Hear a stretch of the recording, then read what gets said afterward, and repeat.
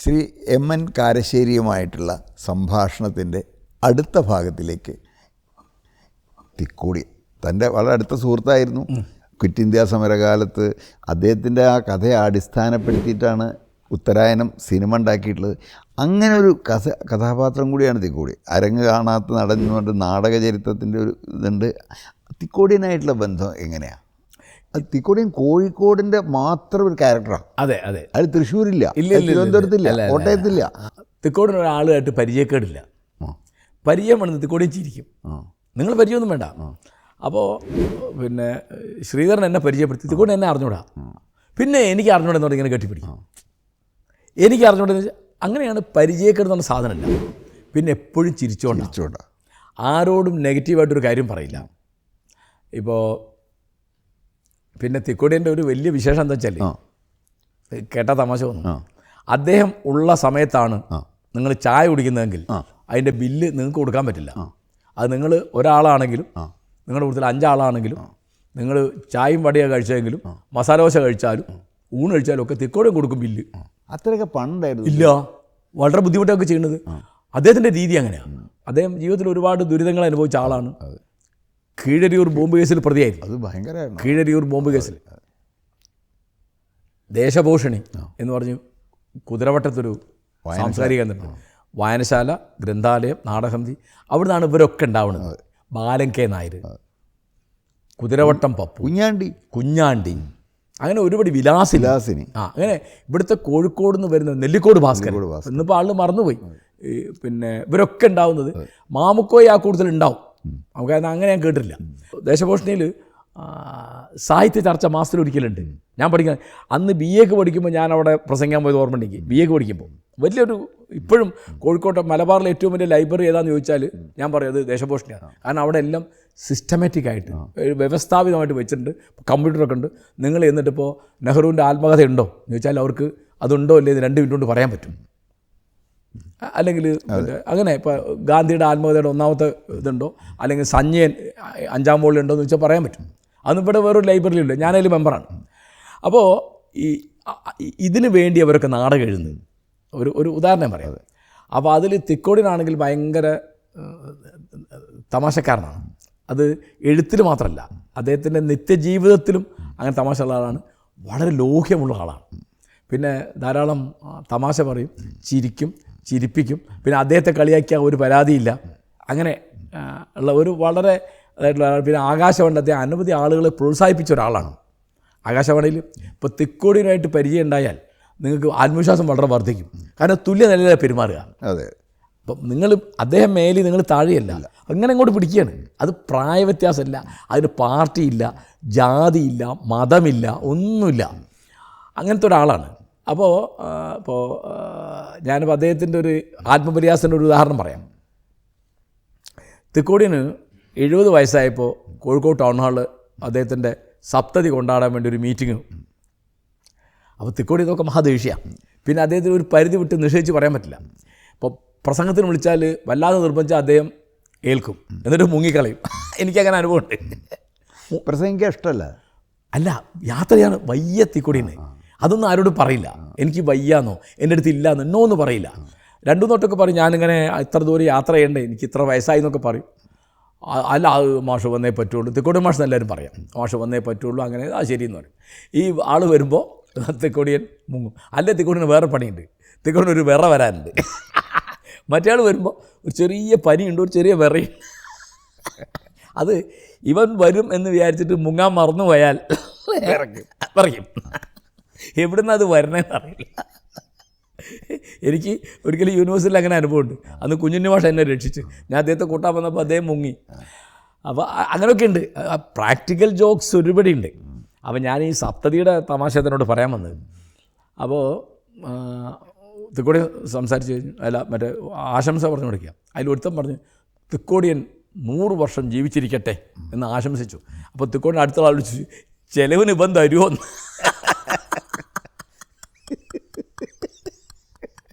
ഇങ്ങനെ ആത്മപരിഹാസത്തിൻ്റെ ഒക്കെ മാസ്റ്ററാണ്.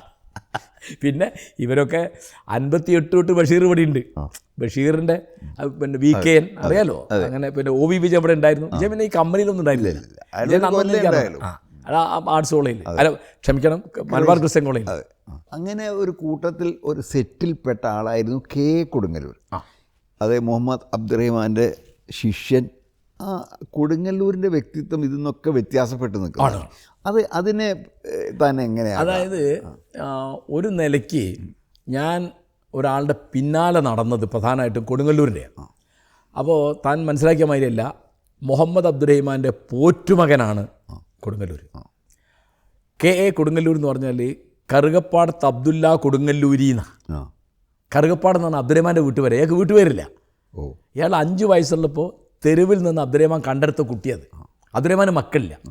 അബ്ദുറഹിമാൻ്റെ ദാമ്പത്യം, അപ്പോൾ അബ്ദുറഹിമാൻ ആരാന്ന് തിരിയാത്ത ആൾ കാണുന്നുണ്ടാവും. വലിയ സ്വാതന്ത്ര്യ സമര സേനാനി, മദിരാശി സഭയിൽ അംഗമായിരുന്ന ആൾ, കോഴിക്കോട് മുനിസിപ്പൽ കൗൺസിലറായിരുന്ന ആൾ, ഡിസ്ട്രിക്ട് ബോർഡ് മെമ്പറായിരുന്ന ആൾ, KPCC പ്രസിഡൻ്റായിരുന്ന ആൾ, ഗാന്ധിക്കും നെഹ്റുവിനും നേതാജി ബോസിനും അബുൽ കലാം ആസാദിനൊക്കെ വളരെ അടുത്ത് പരിചയമുള്ള ആൾ, അലിഗഡിൽ ജാമിയ മില്ലിയ ഇസ്ലാമിയയിൽ പഠിച്ച ആൾ, ഇങ്ങനെയൊക്കെയുള്ള ഒരാളാണ് ഈ അബ്ദുറഹിമാൻ എന്ന് പറഞ്ഞത്.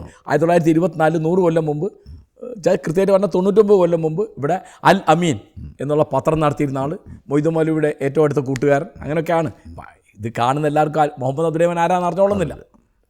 അപ്പോൾ ബഷീർ കോഴിക്കോട്ടേക്ക് വരുന്നത് അബ്ദുറഹിമാനെ കാണാൻ വേണ്ടിയാണ്. അതിനടുത്തേക്കാണ് വരുന്നത്. കാരണം ഉപ്പ് സത്യാഗ്രഹം നടക്കുമ്പോൾ അബ്ദുറഹിമാനെ കണ്ട് അങ്ങനെയാണ് ബഷീർ ആദ്യം ജയിലിൽ പോകുന്നത്. ഇയാളൊരു അനാഥനാണ്. അപ്പോൾ ഇവിടെ കോഴിക്കോട്ടാണ് ആദ്യത്തെ മുസ്ലിം യത്തീംഖാന വരുന്നത് 1922. അതിൻ്റെ പേര് JDT എന്നാണ്. അതുണ്ടാകുന്നത് എങ്ങനെയെന്ന് വെച്ചാൽ, ഈ ഖിലാഫത്ത് കമ്മിറ്റി സെക്രട്ടറി ആയിരുന്നു അബ്ദുറഹിമാൻ. 21 അബ്ദുറഹിമാൻ പഠിത്തം പകുതി വഴിക്ക് നിർത്തിയിട്ട് അലിഗഡിൽ നിന്ന് കേരളത്തിലെ രാഷ്ട്രീയത്തിലേക്ക് വരുന്നത്. കാരണം മുഹമ്മദ് അലി അവിടെ ഇരുന്ന് ചരിത്രം പഠിക്കേണ്ട ആളല്ല, ഇയാൾ ചരിത്രം സൃഷ്ടിക്കേണ്ട ആളാണെന്ന് മനസ്സിലാക്കിയിട്ട് പറഞ്ഞയക്കുകയാണ്. അപ്പോൾ അബ്ദുറഹിമാൻ നമ്മൾ ഓർക്കേണ്ടതാണ്, എല്ലാതരം ഹിംസയ്ക്കെതിരായിരുന്നു. മലബാർ കലാപത്തെ എതിർത്ത ഖിലാഫത്ത് കമ്മിറ്റി സെക്രട്ടറി അബ്ദുറഹിമാൻ. മൊയ്തു മൗലവി എതിരായിരുന്നു, കേശവനെതിരായിരുന്നു, മാധവനാരെതിരായിരുന്നു, MP നാരായണനെതിരായിരുന്നു, K കേളപ്പനെതിരായിരുന്നു. നമ്മളിന്ന് ഓർക്കേണ്ടത് അതൊക്കെ. അപ്പോൾ ആളുകൾ അന്ന് ജയിലിൽ പോയ ഒരാൾ അബ്ദുറഹിമാൻ. അപ്പം മലബാർ കലാപത്തിൽ പങ്കെടുത്ത് ജയിലിൽ പോയി എന്നാണ് ആളുകളുടെ ധാരണ. അങ്ങനെയാണല്ലോ ഇപ്പോൾ ചരിത്രം. അപ്പോൾ എന്താ ഉണ്ടായെന്ന് വെച്ചാൽ, അബ്ദുറഹിമാൻ ആലി മുസ്ലിയാരെ കണ്ടിട്ട് കീഴടങ്ങണം, ആയുധം താഴെ വെക്കണം എന്ന് പറഞ്ഞാൽ, അന്ന് മാധവൻ നായരും വാര്യംകുന്നത്ത് കുഞ്ഞാമാജിയെ കണ്ട് പറഞ്ഞതാണ് ഇത് ചെയ്യരുത്. മലബാർ കലാപം എന്ന് പറയുന്ന എൻ്റെയൊക്കെ കുട്ടിക്കാലത്ത് ഏറനാട് കലാപം എന്ന് പറയുന്നത്. അതായത് ബ്രിട്ടീഷ് ഇന്ത്യയിലെ ഒരു ജില്ലയാണ് മലബാർ. അന്ന് എൻ്റെ ഓർമ്മ ശരിയാണെങ്കിൽ 10 താലൂക്കുണ്ട്. അതിൽ 4 താലൂക്കിലാണ് ഈ കലാപുള്ളത്. ഒന്ന് ഏറനാട്, അവിടെ തുടങ്ങുന്നത്, പിന്നെ വള്ളുവനാട്, പിന്നെ ഞങ്ങളുടെ കോഴിക്കോട് താലൂക്കിൻ്റെ ചെറിയ ഭാഗങ്ങൾ ഞങ്ങളാ ഭാഗത്തൊക്കെ ഉണ്ട്. കോഴിക്കോട് നഗരത്തിലില്ല. കോഴിക്കോട് നഗരത്തിൽ മലബാർ കലാപമില്ല. പിന്നെ പൊന്നാനി താലൂക്കിന് ചെറിയ ഭാഗങ്ങൾ. പൊന്നാനിയിലത് പടരാതെ പോയത് ഒറ്റ കേളപ്പനെ കൊണ്ടാണ്. K കേളപ്പൻ്റെ കൂടെ മുസ്ലിങ്ങളും ഹിന്ദുക്കളുമായ കോൺഗ്രസ്സുകാർ, നിസ്സഹകരണ പ്രസ്ഥാനക്കാർ, ഖിലാഫത്തുകാർ പറഞ്ഞു ഇങ്ങോട്ട് കടക്കാൻ പറ്റില്ല, ഇങ്ങോട്ട് എന്നെ കൊന്നിട്ട് വേണം ഇങ്ങോട്ട് കടക്കാമെന്ന് കേളപ്പം പറഞ്ഞിട്ടാണ് അവിടെ കലാപം കുറഞ്ഞത്. അപ്പോൾ ഈ കലാപത്തെ എതിർത്ത ഒരാളാണ് അബ്ദുറഹിമാൻ. പിന്നെ അദ്ദേഹത്തെ എന്താ ജയിലിലിട്ടേ അതാണ്. അപ്പോൾ അത് കൊടുങ്ങല്ലൂരായിട്ട് ബന്ധപ്പെട്ടുകൊണ്ടാണ് അദ്ദേഹം മലബാർ കളക്ടർക്ക് ഒരു വലിയ നിവേദനം കൊടുത്തു. എന്താണ്? കുട്ടികൾ, സ്ത്രീകൾ, വൃദ്ധന്മാർ, രോഗികളൊക്കെ ആയിട്ടുള്ള ആളുകൾ എത്രയോ ക്യാമ്പുകളിലുണ്ട്. അവർക്ക് ഭക്ഷണമില്ല, വസ്ത്രമില്ല, ചികിത്സയില്ല, ഒന്നുമില്ല, മേലാപ്പില്ല. അപ്പോൾ എന്തെങ്കിലും ചെയ്യണം എന്ന് പറഞ്ഞ് മലബാർ കളക്ടർക്കൊരു നിവേദനം കൊടുത്തു. കളക്ടറൊന്നും ചെയ്തില്ല. അബ്ദുറഹിമാൻ ഈ സാധനം ഹിന്ദുവിന് അയച്ചു കൊടുത്തു, ബോംബെ ക്രോണിക്കിളിന് അയച്ചു. ഈ 2 പത്രങ്ങളെടുത്ത് പ്രസിദ്ധീകരിച്ചു. അപ്പോൾ അന്നിവിടെ മാർഷ്യൽ ലോ, പട്ടാള നിയമം നിലവിലുണ്ട്. പട്ടാള നിയമം നിലവിലുള്ള ഒരു പ്രദേശത്തെ കാര്യങ്ങളെപ്പറ്റി പട്ടാള ഓഫീസർക്കോ കളക്ടർക്കോ അല്ല സംസാരിക്കാൻ പാടില്ല. ആ നിയമം ലംഘിച്ച് തന്നെ അദ്ദേഹത്തെ അറസ്റ്റ് ചെയ്ത് 2 കൊല്ലം ബെല്ലാരി ജയിലിലേക്ക് അയച്ചു. അഹിംസാവാദിയാണ് ഇദ്ദേഹം. അപ്പോൾ ഈ അബ്ദുറഹിമാൻ എൻ്റെ ഈ ലേഖനം കണ്ടിട്ടാണ് നോർത്ത് ഇന്ത്യയിൽ നിന്ന്, ഉത്തരേന്ത്യയിൽ നിന്ന്, കസൂരി ബ്രദേഴ്സ്, അവർ വലിയ ജനസേവനം ചാരിറ്റി വർക്ക് ചെയ്യുന്ന ആൾക്കാരാണ്. അവർ വന്നിട്ടാണ് JDT ഇസ്ലാം സ്ഥാപിക്കുന്നത്. അതാണ് 22 സ്ഥാപിച്ച കോഴിക്കോട്ടാണ് തുടങ്ങുന്നത്. ഇപ്പോൾ JDT മേരിക്കുന്നിൽ പ്രവർത്തിക്കുന്ന 100 കൊല്ലം ആയി, കഴിഞ്ഞ കൊല്ലം 100 കൊല്ലം പൂർത്തി. അവിടുത്തെ ഒരു അന്തേവാസിയാണ് ഇയാൾ. കാരണം അബ്ദുറഹ്മാനും ഭാര്യ ഇല്ലല്ലോ, ലോഡ്ജിലാണ്, അല്ലമീൻ ലോഡ്ജിലാണ് അബ്ദുറഹ്മാൻ താമസം. അപ്പോൾ അബ്ദുറഹ്മാൻ വലിയ പണക്കാരനായിരുന്നു. അതൊക്കെ 1924 അല്ലമീൻ പത്രം തുടങ്ങാൻ വേണ്ടി വിറ്റുപോയതാണ്. വലിയ ഇപ്പോഴും ആ വീടുണ്ട് കേട്ടോ, 3 നില വീടാണ്. കൊടുങ്ങല്ലൂർ അഴീക്കോട്ട് എറിയാട് എന്ന് പറഞ്ഞ സ്ഥലത്താണ്. 2 അഴീക്കോട്ടുണ്ടല്ലോ, മുറ്റുമഴീക്കോട്ടു നിന്നു മുക്കമെത്തുവോളം. അതെ, മുറ്റുമഴീക്കോട്ട് നിന്ന് മുക്കമെത്തുവോളം ഞങ്ങൾ ഓർപ്പു കാലേ നിൻ ജൈത്രയാത്ര നിങ്ങളെ. അത് എടശ്ശേരിയാണ്. എടശ്ശേരി എഴുതിയ ഒരേ ഒരു മാപ്പിളപ്പാട്ടാണ് മുഹമ്മദ് അബ്ദുറഹ്മാൻ എന്ന് പറയുന്നത് ആണ്. അപ്പോൾ ഈ JDTയിലാണ് ഇയാൾ വളരുന്നത്. ആര്? കൊടുങ്ങല്ലൂർ. അപ്പോൾ ഞാൻ പറഞ്ഞില്ലേ, കറുകപ്പാടത്ത് അബ്ദുല്ല കൊടുങ്ങല്ലൂരി എന്ന്, അവർ ഉറുദു സ്റ്റൈലിൽ അറബി സ്റ്റൈലൊക്കെ അങ്ങനെയാണ്. കൊടുങ്ങല്ലൂരി എന്ന് പറഞ്ഞാൽ കൊടുങ്ങല്ലൂർക്കാരൻ, അദ്ദേഹത്തിൻ്റെ പേരിൽ തന്നെ കൊടുങ്ങല്ലൂർക്കാരെന്നുണ്ട്. അപ്പോൾ അബ്ദുറഹ്മാൻ, പക്ഷേ കൊടുങ്ങല്ലൂർ ഒരു പ്രശ്നമുണ്ട്. അബ്ദുറഹ്മാൻ ഭയങ്കര ദൈവവിശ്വാസിയാണ്, ഭയങ്കര മതം വിശ്വാസിയാണ്, മതം അനുഷ്ഠിക്കുന്ന ആളാണ്. ഈ കൊടുങ്ങല്ലൂർ കുട്ടിക്കാലത്ത് ഇതൊന്നുമില്ല, അദ്ദേഹത്തിന് താല്പര്യം വായിക്കാനാണ്, എഴുതാനാണ്, പഠിക്കാൻ താല്പര്യമില്ല. അപ്പോൾ അദ്ദേഹത്തിൻ്റെ ഒരു സംഭവം ഞാൻ പറയാം. അബ്ദുറഹ്മാൻ മരിച്ചു കഴിഞ്ഞപ്പോൾ 45 നവംബർ 23 അബ്ദുറഹ്മാൻ മരിച്ചു. കൊടുങ്ങല്ലൂർ അമ്പരപ്പ് ഒരു കാര്യം ചെയ്ത് നെഹ്റുവിനൊരു കത്തയച്ചു. എന്ത്? ഞാൻ ഇങ്ങനെ ഒരുത്തനാണ്, എനിക്ക് ഉയർന്ന് പഠിക്കണമെന്നുണ്ട്, അതിന് സൗകര്യം ചെയ്ത് തരണം പ്രധാനമന്ത്രിക്ക്. ആലോചിക്കാൻ പറ്റുമോ? നെഹ്റുവിന് കത്തയച്ചു. നെഹ്റുവിന് മറുപടി അയച്ചു. നെഹ്റു പറഞ്ഞു, അങ്ങനെ പ്രിയപ്പെട്ട വിദ്യാർത്ഥി, കത്ത് കിട്ടി, നിങ്ങളുടെ സ്ഥിതി അറിഞ്ഞ് എനിക്ക് വിഷമമുണ്ട്, അതുകൊണ്ട് നിങ്ങൾ ഉയർന്ന് പഠിക്കണം. ഈ കത്തുമായിട്ട് KPCC പ്രസിഡൻറ്റിനെ പോയി കണ്ടാൽ അദ്ദേഹം നിങ്ങൾക്ക് എല്ലാ സൗകര്യം ചെയ്യും, ഞാൻ എന്നെ ഏർപ്പാട് ചെയ്തിട്ടുണ്ട്. കൊടുങ്ങല്ലൂർ പോയില്ല. അപ്പോൾ എന്നോട് കഥ പറഞ്ഞു. ഞാൻ ചെന്താ പോഞ്ഞ്, അല്ല എനിക്ക് ആ കത്ത് മതിയല്ലോ എന്നാ. നെഹ്റുവിൻ്റെ കത്ത് മതി, ഇത് പോകണ്ട. മനസ്സിലായോ? ഇതാണ് കൊടുങ്ങല്ലൂർ. പിന്നെ അദ്ദേഹം ഒരിക്കൽ ചെയ്തത്, അല്ലമീൻ ലോഡ്ജിൽ നിന്ന് കിടന്നിട്ട് ഉറക്കം വരുന്നില്ല. അപ്പോൾ എന്താ, ദൈവം ഉണ്ടോ അല്ലേ എന്ന് അറിയണം. അങ്ങനെ അവിടുന്ന് എണീറ്റ്, അബ്ദുറഹ്മാൻ ജീവിച്ചിരിക്കുമ്പോഴാണ് എണീറ്റിട്ട് രാത്രി 2 മണി, നല്ല നിലാവുണ്ട്. അവിടെ പുഴക്കത്തെ മൊഹിദ്ദീൻ പള്ളി എന്നൊരു പള്ളിയുണ്ട്. അവിടെ ആ മാതൃഭൂമിയിൽ വരുന്ന അവിടെയുള്ള പള്ളി. അത് അന്ന് ഒരു പുഴ ഉണ്ടായിരുന്നു, അവിടെ ചെറിയ പുഴ ഉണ്ടായിരുന്നു, അത് പിന്നെ തൂർന്നു പോയതാണ്. അതാണ് പുഴക്കത്തെ പള്ളി എന്ന് പറഞ്ഞത്. അതിൻ്റെ മുമ്പ് ചെന്നിട്ട് രാത്രി 2:30 മണിക്ക് ദൈവത്തോട് പറയാണ്, എനിക്ക് നീ ഉണ്ടോ ഇല്ലയെന്ന് അറിയണം, എനിക്കൊരു സൗകര്യമില്ല, അതുകൊണ്ട് ഞാനൊരു ചെറിയ അപേക്ഷ വരുന്നു. നീ ഉണ്ട് എന്നുള്ളത് സത്യമാണെങ്കിൽ നാളെ നേരം വെളുക്കുമ്പോഴേക്ക് എൻ്റെ ഒരു കണ്ണ് പൊട്ടിപ്പോട്ടെ, എനിക്കൊരു കണ്ണ് മതി, ഞാൻ ജീവിച്ചോളം പ്രശ്നം തീർക്കില്ല. അങ്ങനെ വന്ന് കിടന്ന് നേരം വെളുത്തേക്കുമ്പോൾ 2 കണ്ണും ഒരു കുഴപ്പമില്ല. അപ്പോൾ എന്നോട് ഈ കഥ പറഞ്ഞപ്പോൾ കൊടുങ്ങല്ലൂർ പറഞ്ഞു, ആ പ്രാർത്ഥന ഇപ്പം നിലവിലില്ലട്ടോ എന്ന് പറഞ്ഞു. അദ്ദേഹം കുറച്ചു കാലം കമ്മ്യൂണിസ്റ്റായിരുന്നു, പിന്നെ ഭയങ്കര ആൻറ്റി കമ്മ്യൂണിസ്റ്റായിരുന്നു. പിന്നെ മദിരാശിയിലുണ്ടായിരുന്നു, ഗോവിന്ദൻ്റെ കൂട്ടത്തിൽ. അപ്പോൾ അതിനെപ്പറ്റി ഗംഗാരൻ മാഷ് എന്നോടൊരു തമാശ പറഞ്ഞു. അപ്പോൾ തെരുവ് ജീവിയാണ്. അപ്പം ഗംഗാരൻ എന്നോട് പറഞ്ഞു, അന്ന് കൊടുങ്ങല്ലൂർ എവിടെയാണ് താമസിക്കുന്നത് ഞാൻ ചോദിച്ചു. അത് കൊടുങ്ങല്ലൂർ എവിടെയാണ് താമസിക്കുന്നത് ഞങ്ങൾക്കറിയുമായിരുന്നില്ല. ഇത് ഗോവിന്ദനോ ഗംഗാരൻ മാഷൊക്കെ അറിയുമായിരുന്നില്ല.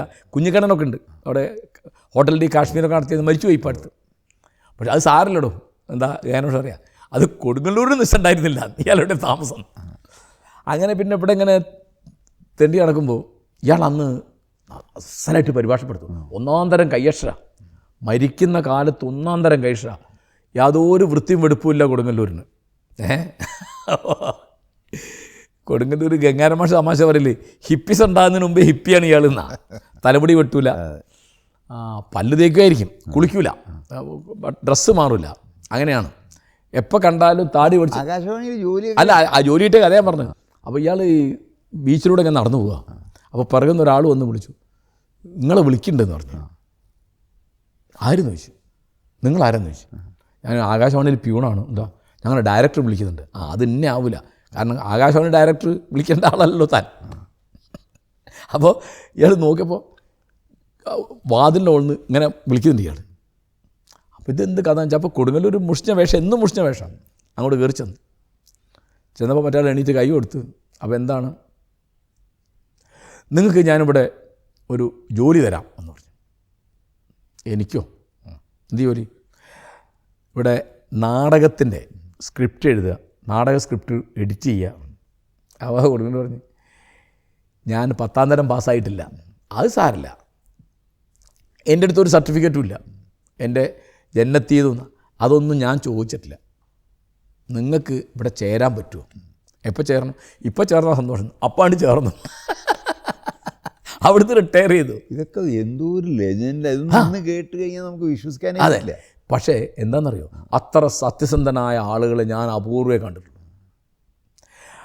സത്യം പറയാത്ത ഒരാളാണ് നിങ്ങളെങ്കിൽ കൊടുങ്ങല്ലൂർ നിങ്ങളെ പൊറുപ്പിക്കില്ല. ഏത് സുഹൃത്തിനോടും അദ്ദേഹം അതിന് കലഹിക്കും. കള്ളം പറഞ്ഞാൽ ഇപ്പോൾ കോഴിക്കോട്ട് ഇവിടെ വലിയ പ്രഭാഷകന്മാരുണ്ടല്ലോ, ഈ സുകുമാർ അഴീക്കോട്, തായാട്ട് ശങ്കരൻ, ഇവരൊക്കെ ഈ മുന്നിലെ നിരയിൽ കൊടുങ്ങലിരിക്കേണ്ട. ഇവർ കളവ് പറഞ്ഞാൽ ഒരു ചിരിയാണ്. താൻ കണ്ടല്ലത്? ആ ചിരിയെ അഴീക്കോട് മാഷി ഞെട്ടുന്ന ഞാൻ കണ്ടിട്ടുണ്ട്.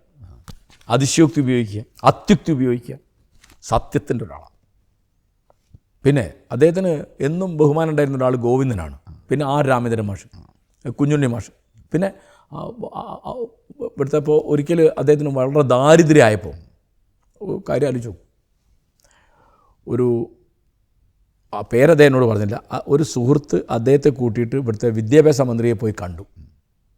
അതിങ്ങനെ കൊടുങ്ങല്ലൂരാണ്, വലിയ പണ്ഡിതനാണ്, ചിന്തകനാണ്. ബഷീർ ഇദ്ദേഹത്തെ വിളിക്കുക ചിന്തകൻ എന്നാണ്. ഇടയ്ക്ക് PK ബാലകൃഷ്ണൻ തോട്ടാൻ എന്ന് വിളിക്കും പോലെ ഇയാളെ പറ്റി ഇടയ്ക്ക് തോട്ടാൻ എന്ന് പറയും. അതായത് ചിന്തകനാണ്, ഫിലോസഫർ എന്ന്. ബഷീർ പറയുന്നത് ഫിലോസഫർ, ബഷീറായിട്ട് വളരെ അടുപ്പാണ്. ഫിലോസഫർ എന്ന് പറയും. കൊടുങ്ങല്ലൂരിൻ്റെ പേര് പറയില്ല, ഫിലോസഫർ എന്ന് പറയും, അല്ലെങ്കിൽ ചിന്തകൻ എന്ന് പറയും. ഈ രണ്ട് പേരാ പറയാം. അപ്പോൾ തോട്ടാൻ PK ബാലകൃഷ്ണൻ, PK ബാലകൃഷ്ണൻ, ഈ ചിന്തകൻ ഇയാളെ പറയും. വളരെ, കാരണം ബഷീറിനൊക്കെ ഉള്ളതെന്നറിയോ, കളവ് പറയില്ല, മുഖസ്തുതി പറയില്ല. ഇവരൊക്കെ ഇപ്പോൾ കുഞ്ഞുണ്ണി മാഷ്, അല്ലെങ്കിൽ രാമേന്ദ്രൻ മാഷ്, അല്ലെങ്കിൽ CN അഹമ്മദ് മൗലവി, അല്ലെങ്കിൽ മൊയ്ത് മൗലവി, ഞാൻ കണ്ട പലരും അവരൊന്നും അവർ വിശ്വസിക്കാത്തത് പറയില്ല. വളരെ അടുത്ത തലമുറയിൽ എനിക്കങ്ങനെ പേര് പറയാനില്ല കേസ്. ഞാൻ അവരൊക്കെ, കാരണം അവരോടൊക്കെ നമ്മുടെ ആധമർന്ന് എന്ന് പറഞ്ഞാൽ ചെറിയല്ല. കാരണം ഒരു കളവും പറയാതെ മനുഷ്യൻ ജീവിക്കാൻ സാധിക്കും എന്ന് ഞാൻ കണ്ടുപഠിച്ചിട്ട്. കൊടുങ്ങല്ലൂർ ഒന്ന്, അല്ലെ കുഞ്ഞുണ്ണി മാഷ് ഒരു കളവും പറഞ്ഞ് ഞാൻ കേട്ടില്ല. ബാക്കിയുള്ള കളവ് പറഞ്ഞാൽ കേട്ടില്ല. കളവ് പറഞ്ഞ ആളുടെ പേര് ഇപ്പോൾ പറയണ്ടല്ലോ, പലരും പറഞ്ഞാൽ കേട്ടിട്ടുണ്ട്. ഞാനൊരു കളവും പറയാത്ത ആളല്ല കേട്ടോ, തന്നെ മനസ്സിലാക്കി. ഞാൻ അങ്ങനത്തെ ആളാതൊരു ക്ലെയിമും എനിക്കില്ല. പക്ഷേ ഞാൻ കളവ് പറഞ്ഞിട്ടുണ്ടെങ്കിലും കളവ് പറയാതെ മനുഷ്യൻ ഇപ്പോൾ എൻ്റെ ഉമ്മ ഒരു കളവും പറഞ്ഞ് ഞാൻ കേട്ടിട്ടില്ല. ഈ രാമേന്ദ്രൻ മാഷില്ലേ, വിശ്വസിക്കാത്ത ഒരിക്കലും പറയില്ല. അപ്പോൾ കൊടുങ്ങല്ലൂരാണേലൊക്കെ നിഷ്ഠുരനാണ്. ഈ രാമേന്ദ്രൻ മാഷും വളരെ മൃദുവായുള്ള നിഷ്ഠുരനാണ്. അത് അവനവനോടും അതെ. അതിപ്പോൾ എഴുതിക്കോളുന്നില്ല രാമേന്ദ്രൻ മാഷ്. രാമേന്ദ്രൻ മാഷക്ക് എഴുതിക്കോളുന്നില്ല. കൊടുങ്ങല്ലൂരിന് എന്നിട്ട് അതേ ഞാൻ ആ കഥ പറയില്ല, മന്ത്രിയെ പോയി കണ്ടു. കൊടുങ്ങല്ലൂർ ഒരു ഓളത്തിൽ പോവാണ്. കൊടുങ്ങല്ലൂർ ആലോചിച്ചല്ല, മറ്റൊരാൾ പറഞ്ഞപ്പോൾ മറ്റേ മന്ത്രി പറഞ്ഞു, ആരാ മന്ത്രി എനിക്ക് അറിഞ്ഞു കേട്ടോ. മന്ത്രി പറഞ്ഞു, ഒരു കാര്യം ചെയ്യാം, ഒരു ആഴ്ച കൊണ്ട് ഒരു പുസ്തകം എഴുതും, ഞാനത് ടെക്സ്റ്റാക്കാം, പ്രശ്നം തീരുമല്ലോ. വളരെ സന്തോഷമായി. ഇവർ രണ്ടാൾക്ക് സന്തോഷമായി. അപ്പോൾ കൊടുങ്ങല്ലൂർ ബുദ്ധിമുട്ടുള്ള കാര്യമില്ല. ഏതെങ്കിലും എന്തോ ഒരു വിഷയം പറഞ്ഞു, ഒരു പാഠപുസ്തകം എഴുതാൻ ഒരു ബുദ്ധിമുട്ടില്ല കൊടുങ്ങല്ലൂരിന്. പക്ഷെ കൊടുങ്ങല്ലൂർ പറയാം, ഞാൻ അന്ന് രാത്രി ഉറങ്ങിയില്ല. എന്താ, എഴുതാത്ത ബുക്ക് ടെക്സ്റ്റാക്കാമെന്ന് വിദ്യാഭ്യാസ മന്ത്രി പറഞ്ഞത് അഴിമതിയല്ലേ? ഞാൻ രാവിലെ എണീറ്റ് ആദ്യം ചെയ്ത പണി ആ മന്ത്രിയെ ചെന്ന് കണ്ട് ഞാൻ ആ പുസ്തകം എഴുതുന്നില്ല എന്ന് പറയാം. ഇതാണ് കൊടുങ്ങല്ലൂർ. അതിഭീകരമാണ്.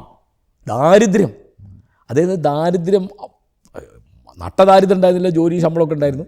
പക്ഷേ ഒരിക്കലും അദ്ദേഹത്തിന് ഒരു പത്രാസിനും ഇതുണ്ടായിട്ടില്ല, ഒരു പത്രാസും ജീവിതത്തിൽ അനുഭവിച്ചിട്ടില്ല. അദ്ദേഹം ഓട്ടോറിക്ഷ കയറി അപൂർവേ കണ്ടുള്ളൂ, സിറ്റി ബസ്സിലാണ് യാത്ര ചെയ്യും. ഒരു തമാശയുണ്ട്. ഞാൻ MES കോളേജിൽ പ്രീ ഡിഗ്രിക്ക് പഠിക്കുമ്പോൾ ഇദ്ദേഹത്തിനെ ഞങ്ങൾ കൊണ്ടുവന്നു കാറിൽ. അപ്പോൾ അദ്ദേഹം പ്രസംഗം തുടങ്ങിയത്, ഞാൻ എന്താ ഇങ്ങോട്ട് വന്നു വെച്ചിട്ടുണ്ടോ, എനിക്ക് അന്ന് കോഴിക്കോട് നിന്ന് മണ്ണാർക്കാടെത്താൻ 4 മണിക്കൂർ വേണം, എനിക്ക് 4 മണിക്കൂർ നേരം കാറിലിരിക്കാതെ അതെ അതെ അതെ അതെ അതിൻ്റെ ഒരു സന്തോഷം ഈ അങ്ങോട്ടും ഇരിക്കാതെ 4 മണിക്കൂർ അങ്ങനെ 8 മണിക്കൂർ നേരം കാറിലിരിക്കാലോ എന്നുള്ളൊരു ആഹ്ലാദത്തിന് വേണ്ടിയിട്ടാണ് ഞാൻ അല്ല സത്യം പറയുന്നതിൽ ഇത്ര നിഷ്ഠുരത ഉണ്ടല്ലോ അപൂർവ കേസി. ഇപ്പോൾ കോഴിക്കോട് ടൗൺ ഹാളുണ്ടായൊരു സംഭവമാണ്. അപ്പോൾ ഇതേ എങ്ങനെ കോലം കെട്ടിട്ടാണല്ലോ. അപ്പം അതേയാണ് ഉദ്ഘാടകൻ. അപ്പോൾ അവിടെ ഗേറ്റ് അടച്ചു, ആൾ കടയാണ്. അപ്പോൾ ഗേറ്റിൽ നിൽക്കുന്ന ആളോട് പറഞ്ഞു ഇങ്ങോട്ട് പോകാനോ ചോദിച്ചു. അതെ അങ്ങോട്ട് പോകാൻ പറ്റില്ല, വേണ്ടാന്ന് പറഞ്ഞു. അപ്പോൾ ഞാൻ എൻ്റെ കൂടെ ഞാൻ പറഞ്ഞു കൊടുക്കുമ്പോൾ ഞാൻ പറയാം അതൊന്നും വേണ്ടെന്ന് പറഞ്ഞു. ഞങ്ങളുടെ അൻസാരി പാർക്ക് പോയിരുന്നു. അപ്പോൾ അവിടുന്ന് ഇങ്ങനെ പറയുന്നുണ്ട് ഉദ്ഘാടകം ഒന്ന് മടങ്ങിപ്പോയത് അവർ അറിഞ്ഞിട്ടില്ല. ഉദ്ഘാടകൻ്റെ ഈ വേഷം കൊണ്ടേ കൊടുക്കുമ്പോഴൊന്നൊരു വിഷയമേ ഇല്ല, ഒരു വിഷയമില്ല. സമയപരിമിതി മൂലം കാരശ്ശേരിയുമായിട്ടുള്ള ഈ സൗഹൃദ സംഭാഷണത്തിൻ്റെ ഈ ഭാഗം ഇവിടെ സമാപിക്കുകയാണ്. കൂടുതൽ വിശേഷങ്ങളുമായി അടുത്ത ഭാഗം നമുക്ക് കാണാം.